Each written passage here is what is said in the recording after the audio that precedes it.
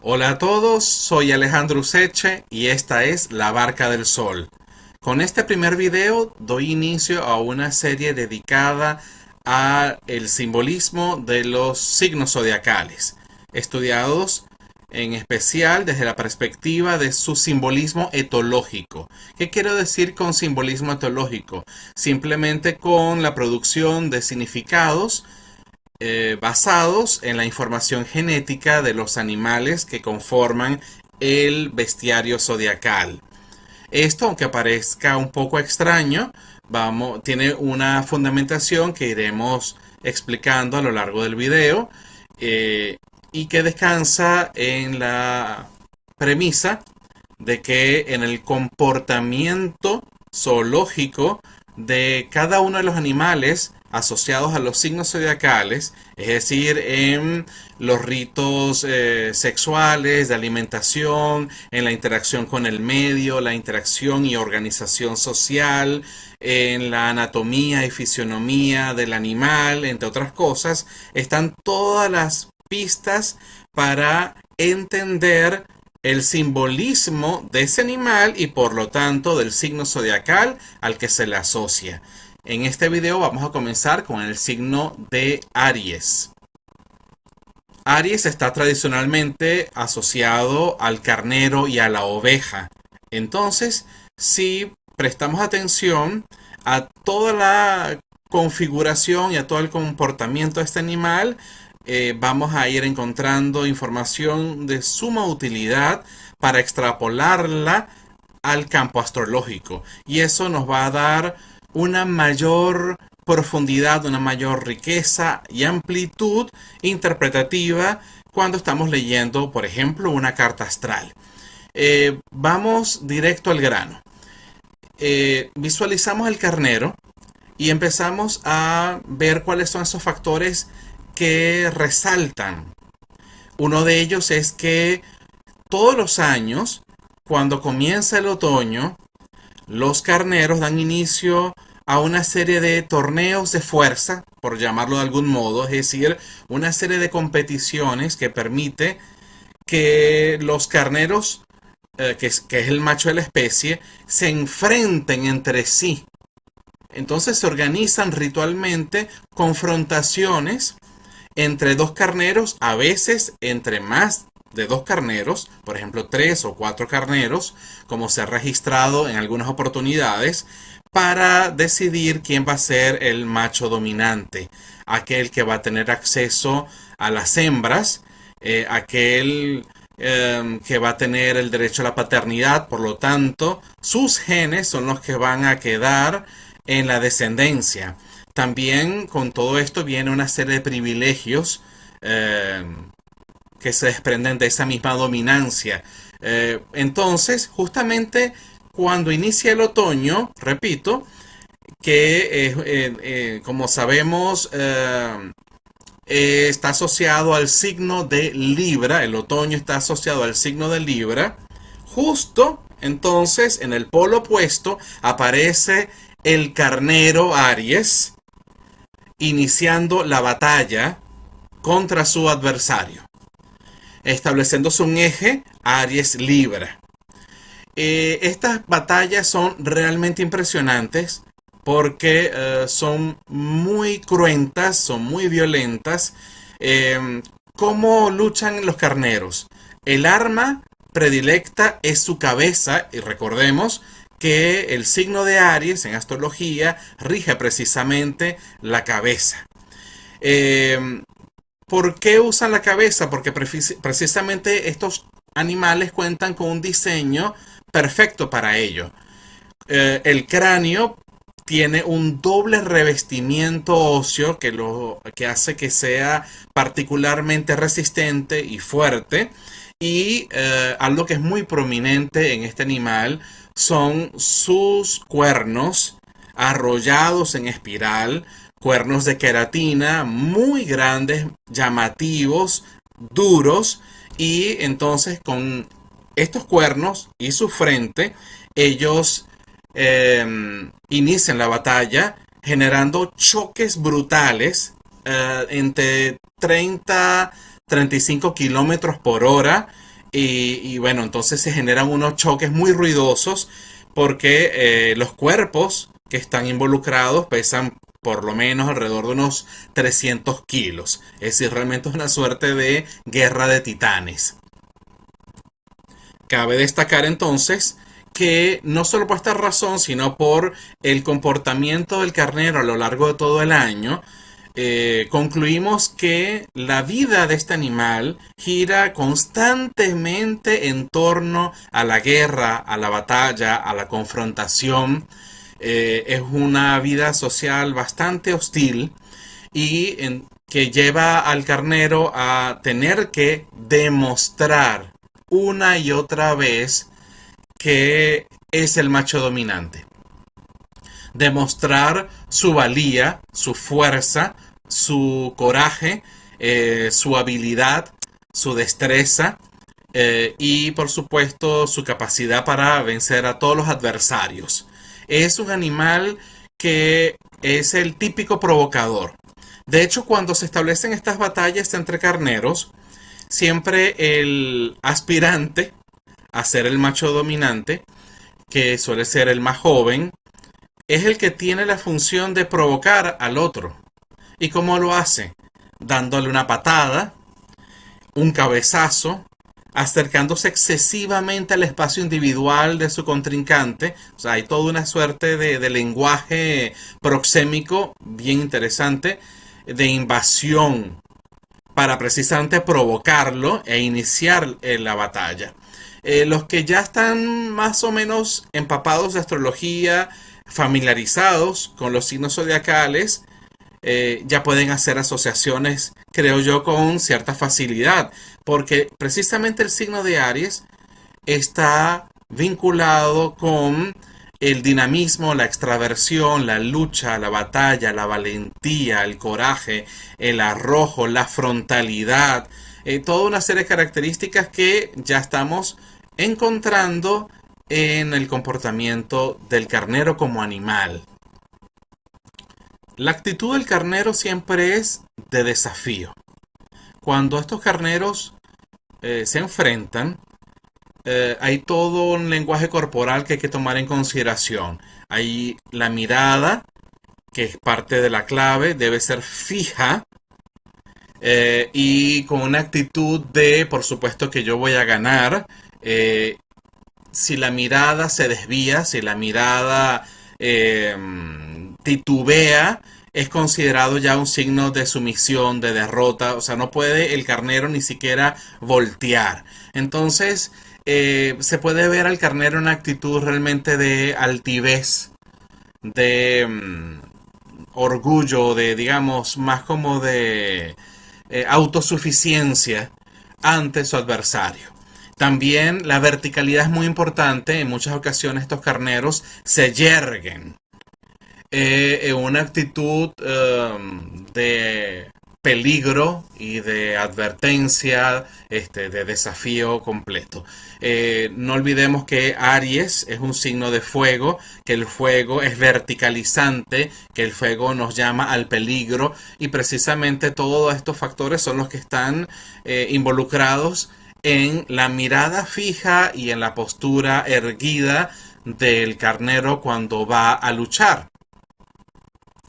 El carnero está dotado para la lucha constante.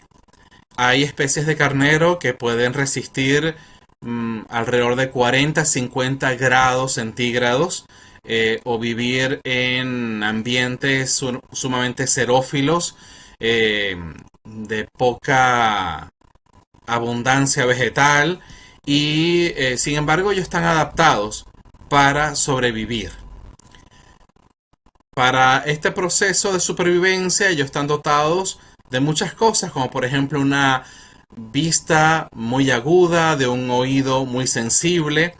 Pero me llama la atención el tema de la visión del carnero, que no ve el violeta ni ve el azul.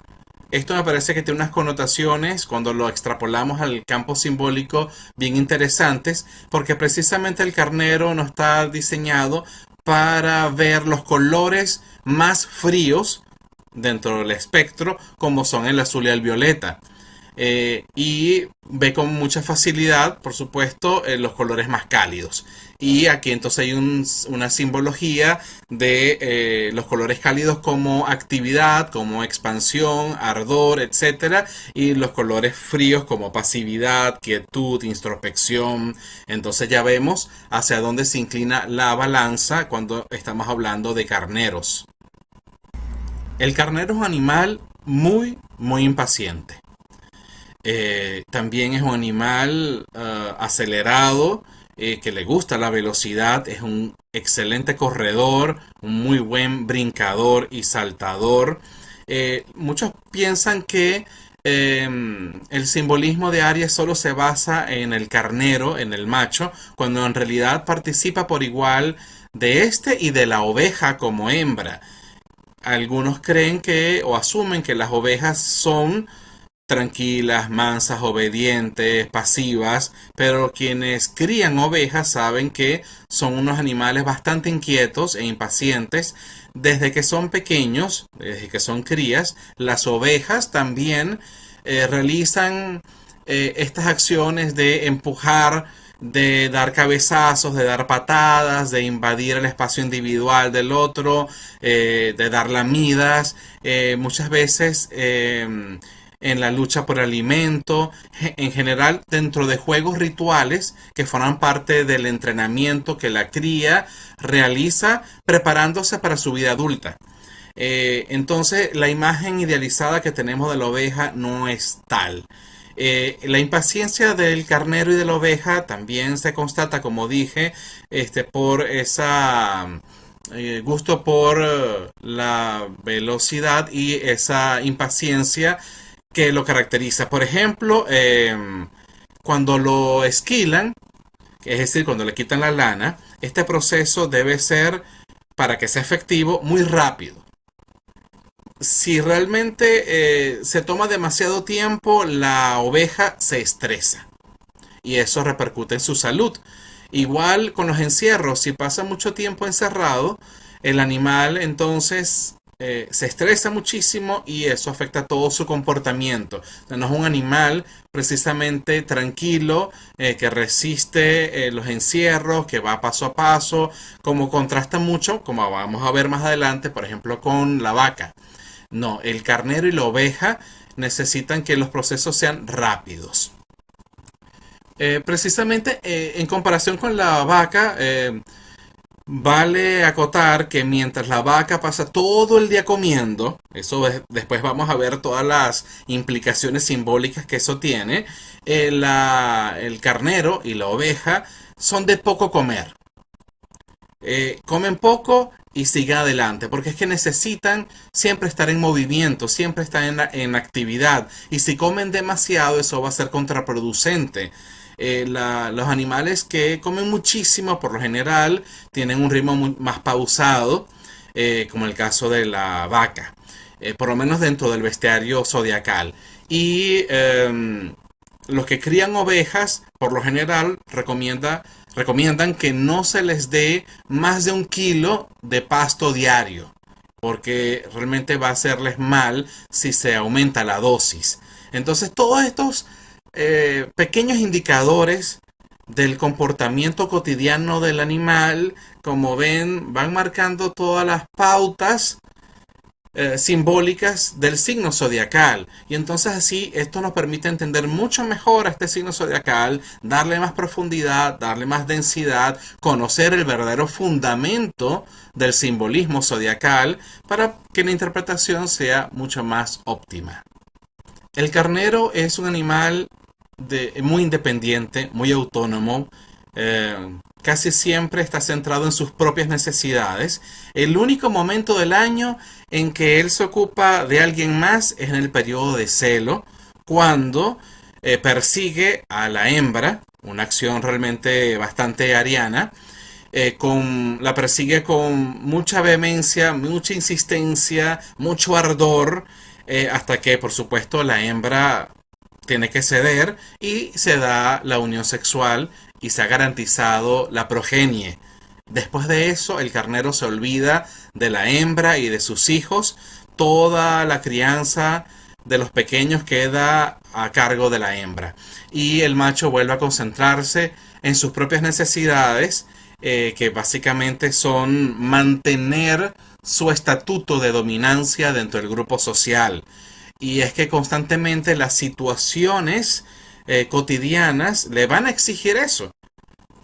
Basta ver cualquier documental de carneros para ver que ellos con quienes se topen, por lo general, van a generar esa fricción, ese enfrentamiento, o van a desplegar una serie de gestos que den a entender quién es el que domina y quién no. He insistido mucho en este video sobre la necesidad que tiene el carnero de mantener su dominancia dentro del grupo, y esto debemos conectarlo en el campo astrológico con la necesidad de Aries de no solo de dominar ciertas situaciones, sino también de ser pionero, de abrirse camino, también de nunca quedar en segundo lugar, cuando estamos hablando, por ejemplo, de su perfil de competitividad. Hay etólogos que comentan que el carnero es un animal exhibicionista, y ciertamente cuando uno observa el animal, nos viene la idea rápidamente de que necesita mostrarse. No solo demostrar, sino también mostrarse, exhibirse constantemente, demandando atención. Y por supuesto, esto tiene mucha utilidad cuando estamos ya ahondando en el perfil psicológico de Aries. Una imagen muy interesante sobre la necesidad del signo Aries de novedad es el hábito de los carneros de renovar su lana. Ellos cíclicamente mudan la lana, y hay un momento donde ellos frotan vigorosamente su cuerpo contra las rocas para terminar de desprender la lana de su cuerpo. En este momento ellos suelen tener una apariencia bastante desaliñada, pero forma parte de los ciclos de renovación. Y efectivamente Aries es un signo, como he comentado, que necesita siempre probar algo nuevo, paladear algo nuevo, adentrarse en algo nuevo, abrir un camino nuevo dentro de alguna práctica, de alguna teoría, de alguna forma de pensamiento, de algún campo específico. Entonces, aquí también conseguimos algunas claves significativas que pueden ser útiles al momento de interpretar astrológicamente al signo de Aries. Cuando trabajamos con astrología y estudiamos los signos zodiacales, es importante tomar en consideración las relaciones que hay entre el animal y la apariencia física humana. Es un campo bien interesante de investigación, ahondar en estas relaciones, por ejemplo, no solo en el signo solar, sino también en el ascendente. Más adelante en otros videos podría explicar exactamente qué es el ascendente y todos los problemas de interpretación que éste presenta. Pero, por ejemplo, una persona de ascendente Aries o que posea indicadores en Aries vinculados al ascendente va a mostrar en su apariencia física una serie de rasgos arianos, por ejemplo, en la forma de caminar, de desplegarse, de moverse, ¿ok? Pueden corroborar cómo caminan, muy parecido a como lo hace el carnero. También podrían tener el hábito de caminar muy rápido, con mucha impaciencia.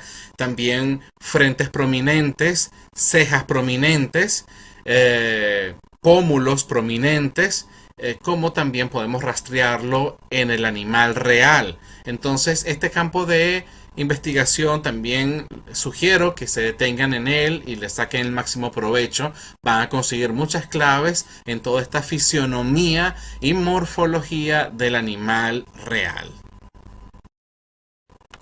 Ahora, una vez que hemos explorado, por lo menos introductoriamente, esto del simbolismo etológico aplicado a un signo zodiacal, en este caso Aries, podemos ejercitarnos con alguna carta astral de un caso real, un personaje célebre, un tanto para, digamos, para fines de este video, ilustrar un tanto lo que hemos hablado, para invitarlos a ejercitarse de esta manera, acercándose a cartas astrales de celebridades o de personas que ustedes conozcan e ir estudiando estos indicadores zodiacales usando este criterio del simbolismo etológico. Por ejemplo, podemos ver en pantalla la carta astral de Alexander Graham Bell. Hago un paréntesis, como van a notar en este video y en todos los videos futuros, yo trabajo con un sistema astrológico que combina dos gráficos, uno que muestra la posición por grados, minutos y segundos de arco de los distintos puntos planetarios en la eclíptica, es decir, posiciones tropicales, posiciones eclípticas, y como este gráfico que están viendo, y un gráfico donde se muestran las posiciones de los mismos puntos planetarios en el ascensional. Después podría explicarles un tanto el funcionamiento de esto o las implicaciones que cada uno de estos gráficos tiene, pero es para que no se extrañen que salte de un gráfico a otro cuando estoy hablando de una misma personalidad. Para efectos del video, hagamos simplemente una aclaratoria de que el gráfico eclíptico nos muestra, nos da mucha información sobre el nivel de percepción, todo aquello que ocupa tiempo, pero no ocupa espacio. Nuestros pensamientos, nuestras emociones, nuestras percepciones, nuestras imaginaciones, todo el hombre interior, mientras que el gráfico ascensional nos informa sobre todo aquello que ocupa tiempo y espacio, es decir, aquellos hechos que se pueden concretar. Valga esta aclaratoria, entonces volvemos a nuestro gráfico eclíptico de Alexander Graham Bell, el famoso científico y logopeda, inventor británico que se nacionalizó en Estados Unidos y que, como ven en su carta astral eclíptica, tiene a 4 puntos planetarios en Aries: Venus en Aries, Urano en Aries, Palas y Plutón en Aries. Sin embargo, en el ascensional, Palas y Plutón pasan al signo de Tauro y se mantienen solamente Venus y Urano en Aries, en casa 1, y por eso nos vamos a concentrar en esos dos puntos planetarios. Usualmente podríamos asociar, entre otras cosas, a Urano con la capacidad de inventiva, de experimentación, con la creatividad,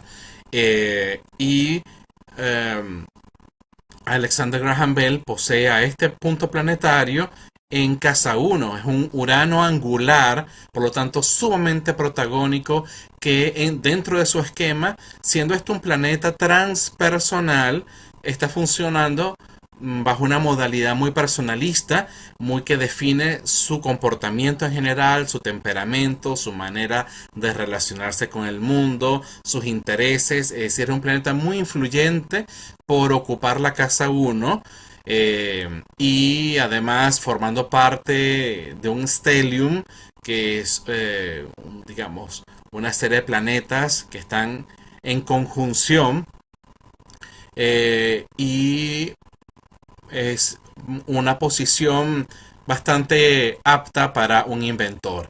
Este Urano es regente de la casa 12, implicando entonces que en los procesos de experimentación, de invención, de innovación de Bell, hay toda una vivencia de sacar de lo oculto, de sacar de lo potencial, de aquello que es virtual, al exterior, buscando la manera de que eso se concrete de un modo innovador, de un modo pionero, como es el signo de Aries, porque Urano está en Aries. ¿Ok? Entonces, un Urano en Aries nos habla de eso, de una inventiva de punta, un pionero que abre caminos, digamos, es el primero en abrir el sendero para los que vienen después. Él fue el creador del hidroala, hizo una serie de experimentaciones en aeronáutica. En su momento se le adjudicó la invención del teléfono. Es cierto que posteriormente se ha descubierto un antecedente de una persona que hizo el primer teléfono. Sin embargo, esto no merma la calidad pionera de Bell, dado que en todas las cosas que hizo estaba ese sello ariano, ese sello pionero, como por ejemplo en la creación de la Bell Telephone Company, que fue la primera compañía en implementar, sistematizar y expandir la tecnología telefónica en el mundo, todas estas nuevas telecomunicaciones. También tiene a Venus en Aries, que es regente de la casa 3, que es casa de la mente, por eso su mente está colaborando codo a codo con Urano. Es una mente que necesita buscar nuevas soluciones, nuevos materiales. Es una mente que experimenta, por ejemplo, con electricidad, porque Urano también rige la electricidad y así se puede corroborar en la biografía de Bell. Pero también la casa 3, que está regida por este Venus que está trabajando codo a codo con Urano. La casa 3, repito, también es una casa de los hermanos. Y efectivamente, Alexander Graham Bell trabajó en colaboración con uno de sus hermanos en muchos de sus procesos de experimentación, de investigación, especialmente en todo lo que tiene que ver con fonación humana, audición, problemas de lenguaje, y por eso también Mercurio está en conjunción con Venus, que sería el hermano, y, y Venus está en conjunción con Urano. O sea que aquí hay todo un equipo que está trabajando juntos, donde está el asunto de el lenguaje, por ser Venus, un Venus en Piscis, que es una posición muy típica de los problemas de expresión verbal y de audición. Venus, que está representando, entre otras cosas, a su hermano, y Urano, que está representando todas estas capacidades de experimentación pionera de Alexander Graham Bell. No nos vamos a detener en los aspectos que estos planetas tienen, porque simplemente quiero como destacar ciertos elementos que podemos interpretar a partir del factor Aries. Podemos también, por ejemplo, chequear rápidamente la carta de André Breton, que fue un escritor francés de inicios del siglo XX. Por lo menos su producción más importante se generó en los primeros décadas del siglo XX, considerado como el padre del surrealismo. El asunto es que me llama mucho la atención su sol, que en la eclíptica está en Piscis, y en el ascensional pasa al signo de Acuario, ¿ven? Siempre manteniéndose dentro de la casa 5, y que dentro de los aspectos ascensionales mantiene un sextil con la cúspide de casa 7 en Aries. Me interesa en particular verlo desde dos puntos de vista. Este Sol, al ocupar 5, nos informa mucho sobre los procesos creativos de Breton, que eran de naturaleza acuariana, en el sentido de que estaban fundamentados en sistemas de ideas, en presupuestos filosóficos, en presupuestos que siempre eran de ruptura con respecto a la tradición. También me interesa tomar en cuenta que ese Sol es regente de la casa 11, que es casa de los grupos. También Acuario es un signo muy grupal, y al tener este Sol un sextil con la casa del otro, con la casa de las relaciones, de los vínculos, nos informa cómo eran los vínculos grupales de André Breton, que eran vínculos de carácter ariano, por dos razones. Uno, en el sentido de que Breton fungía de líder de estas peñas literarias, porque alrededor de él se fue formando todo un grupo de intelectuales, de escritores, incluso de artistas visuales, todos, digamos, gravitando en torno a las ideas del surrealismo. Pero también nos habla del carácter pionero de estos mismos grupos, que eran grupos que estaban abriendo un nuevo camino, una nueva sensibilidad estética, porque estaban incorporando muchos de las investigaciones, de los descubrimientos del psicoanálisis en torno al inconsciente en el campo literario. Entonces, vean allí, por ejemplo, cómo está funcionando la pauta Carnero en estas relaciones grupales dentro del área creativa de Breton. Y finalmente me gustaría concentrarme en el ejemplo que me parece bastante emblemático de Charles Baudelaire, quien en la eclíptica tiene a un montón de planetas en Aries. Es realmente un cúmulo ariano impresionante donde participan el Sol, Saturno, Júpiter, Venus, Quirón y Marte. Sin embargo, en la ascensional, en las posiciones ascensionales, Marte pasa al signo de Piscis. Bueno, mire, esto es como para hacer un video aparte. Sin embargo, simplemente quiero poner el acento en algunos de estos indicadores. Wow, ¿por dónde comenzar? Quizás tomar en cuenta que Saturno en Aries es el regente de su casa 5, casa de la creatividad, casa de todos los procesos creativos. Y él, como un artista, como un poeta, este poeta francés del siglo XIX, que abrió el camino a una nueva perspectiva en la escritura, en la lírica, cuya huella todavía se sigue sintiendo. Bueno, precisamente este Saturno nos está hablando de esos procesos creativos. Un Saturno en Aries es un Saturno desafiante. Es decir, Saturno tiene que ver, entre otras cosas, por ejemplo, con la norma, con la ley, con los límites. Bueno, el carnero vendría a ser precisamente este símbolo, este animal irruptor que desafía el límite, que rompe los límites, que le encanta correr riesgos, explorar nuevos campos, involucrarse en situaciones de peligro, ahondar en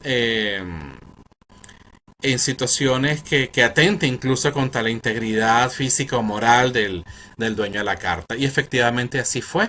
La escritura de Charles Baudelaire, por ejemplo, en Las Flores del Mal o en los Paraísos Artificiales, etcétera, en la Fanfarlo, en sus pequeños poemas en prosa, siempre fue una escritura desafiante, una escritura realmente muy valiente que exploró el lado oscuro del ser humano, sus monstruos más terroríficos, esas pulsiones irracionales. Es como la noche interior del hombre. Y por eso también no solo Saturno, sino todos estos otros indicadores están ocupando la casa 8, que es la casa del inconsciente, es la casa de la muerte, entre otras cosas. Entonces, este Saturno es clave en ese sentido, ¿no? Otra cosa que me llama muchísimo la atención es su Quirón en Aries en casa 8. Aquí quisiera que visualicemos al carnero como un héroe, porque efectivamente el signo de Aries y todo lo que nosotros estuvimos conversando sobre el carnero nos conduce, entre otras cosas, a la imagen del héroe como aquella figura dotado de unas cualidades especiales como la valentía, el arrojo y una gran fuerza física o habilidad física. El héroe prototípico, el héroe clásico, se enfrenta a monstruos, se enfrenta a caballeros armados, se enfrenta a todo tipo de adversarios, incluso sus enemigos pueden ser geográficos, parajes desolados, llenos de hielo o desérticos, o pueden ser enemigos sobrenaturales. Y el asunto es que el héroe siempre, por lo general, sale vencedor. Es aquel que puede demostrar que derrota a su enemigo. Entonces imaginemos a ese carnero héroe ingresando en el inconsciente, Quirón en casa 8, ingresando en los infiernos y dándole la cara al lado oscuro del ser humano. ¿Okay? Esto sucede en general con todos estos planetas que están en casa 8. Me refiero en este caso particular a Quirón, porque Quirón, un Quirón en Aries en 8 da con mucha frecuencia, digamos, aquí tendría que explicar cómo se conecta esto con muchos otros factores de la carta para entender de dónde saco esta lectura, pero está muy conectado con la fascinación por la muerte. Un Quirón en 8 genera, digamos, está correlacionado con unas pulsiones tanáticas muy profundas, con un deseo de muerte simbólica, con una fascinación por la experiencia de la muerte, por el tema de la muerte, lo cual es muy fácil de corroborar en la literatura de Baudelaire, donde la muerte es una constante tópica, un tema recurrente. Y entonces imaginémonos a ese carnero héroe yendo hacia el infierno. Hago una aclaratoria. Cuando estamos hablando de simbología, los infiernos son equivalentes al inconsciente. Y entonces, en ese sentido, el ingreso al infierno, la catábasis al infierno, es un viaje, es una aventura que nos permite ingresar al inconsciente y a todos esos contenidos que están imbuidos en la oscuridad.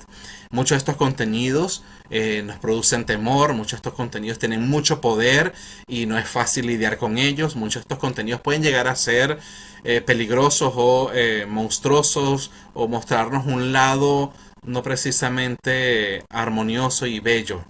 Entonces, ese carnero héroe está ingresando en ese mundo, pero con la idea de conquistar a la muerte, de dominarla, de subyugarla. ¿Y cómo lo hace esto? ¿Cómo Charles Baudelaire lo hace? Lo hace dominando la muerte gracias a la escritura. Conquista la muerte porque la convierte en belleza, la transforma en belleza a través del poema. De allí que Quirón esté en conjunción, esté allí trabajando codo a codo, colaborando muy estrechamente con Venus, el planeta de las artes, el planeta de la belleza, de la estética, y que además es regente de su casa 9, que entre otras cosas es la casa de la imaginación creadora. Entonces, de allí esa conquista del carnero héroe a la muerte y cómo la transforma en belleza. Pero también este héroe carnero es devorado por la muerte, que es ese deseo inconfesado de alguien que tenga un Quirón en 8, de ser absorbido por la muerte, de desaparecer, esa pulsión a la fragmentación, esa pulsión que nos arrastra hacia procesos de muerte simbólica. Me llama mucho la atención, por ejemplo, los aspectos de Quirón en el ascensional, como por ejemplo tiene una cuadratura con la cúspide de la casa 5 en Capricornio, que es una casa no solo de la creatividad, sino de la sexualidad, de nuestra vida sexual, nuestras actividades sexuales, nuestros amantes, etcétera. Y efectivamente nos está mostrando por la cuadratura una relación muy tensa, una tensión interior enorme entre vamos a llamarlo, esta imagen del Quirón, carnero, héroe, con ese ámbito sexual de la vida. Esto podemos rastrearlo en su biografía por todas las experiencias que especialmente a partir de 1840 él empezó a establecer con prostitutas. Asistía asiduamente a prostíbulos y establecía relaciones muy significativas con varias prostitutas, por ejemplo con Sara, que era una prostituta que era visca, que era calva, es decir, que daba el traste con todos los cánones de belleza tradicional. Esto no nos debe extrañar porque la literatura de Charles Baudelaire en gran medida no inaugura, pero sí explora de un modo muy significativo lo que podríamos llamar una estética de lo feo, como lo grotesco, como lo feo puede convertirse en belleza. Y esto se chequea en su obra literaria, pero también en estas experiencias vitales, como por ejemplo su relación con las prostitutas. Fíjense cómo Quirón tiene una oposición con la cúspide de 2 en Libra.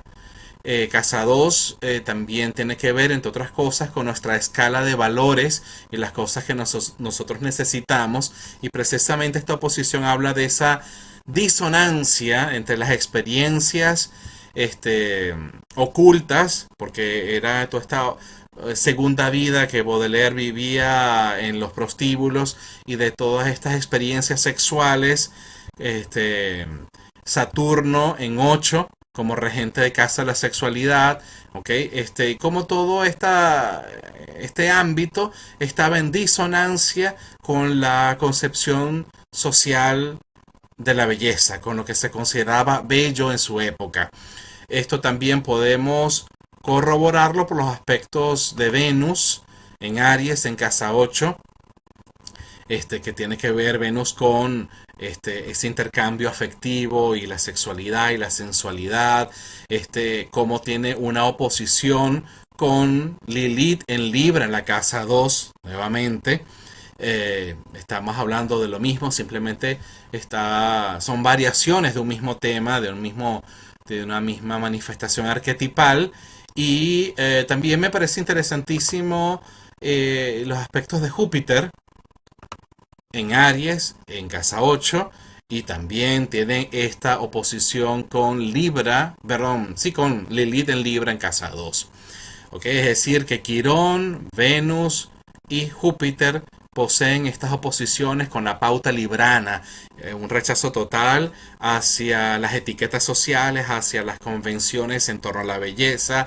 En este caso, Júpiter está encarnando a la madre porque es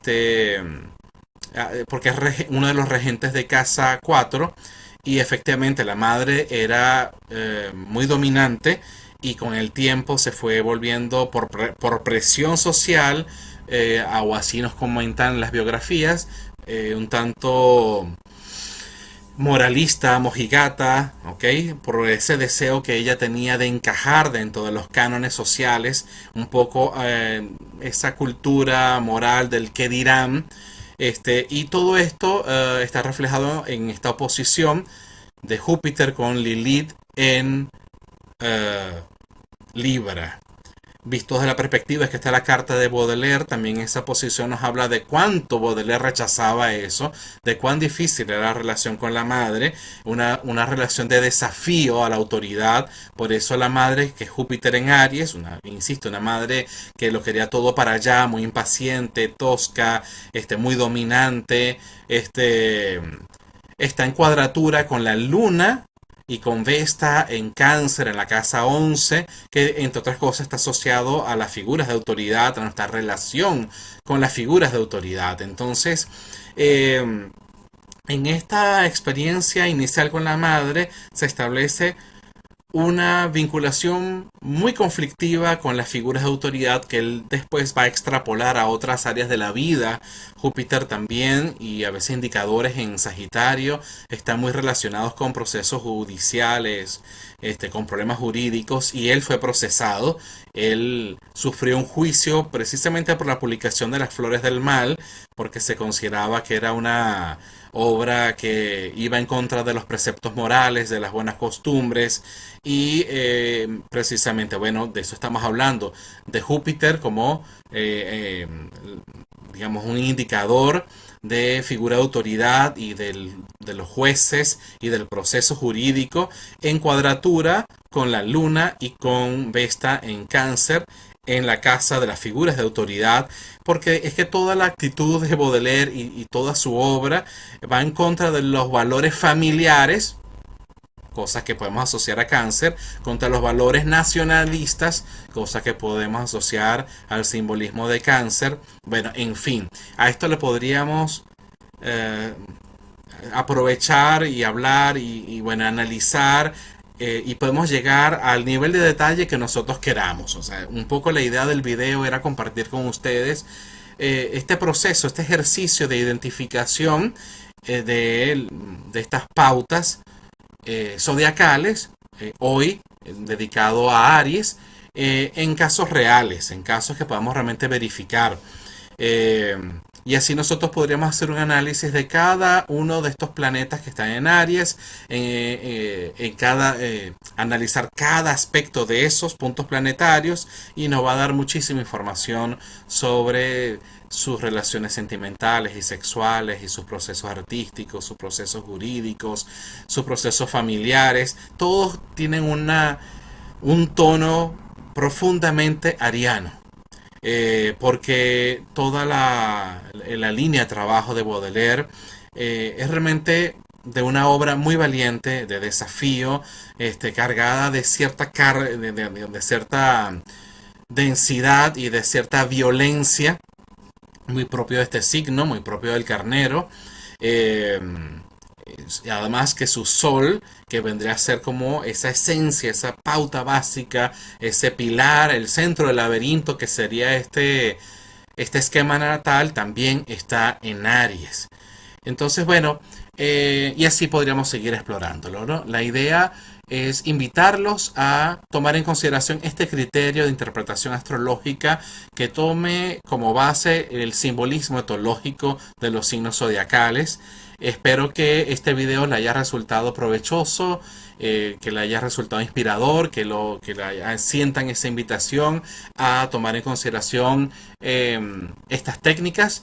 Y si el video te ha gustado, sería estupendo que dieras algún feedback, que comentaras lo que tú quisieras allá abajo, le dieras un me gusta. Si te interesa enterarte de los futuros videos y de ver un poco este trabajo con los signos zodiacales y con todos los otros temas astrológicos que vamos a estar abordando, te invito a que te suscribas en La Barca del Sol y que me sigas acompañando en esta aventura tan emocionante que es la astrología. Muchas gracias, nos vemos muy pronto. Hasta luego.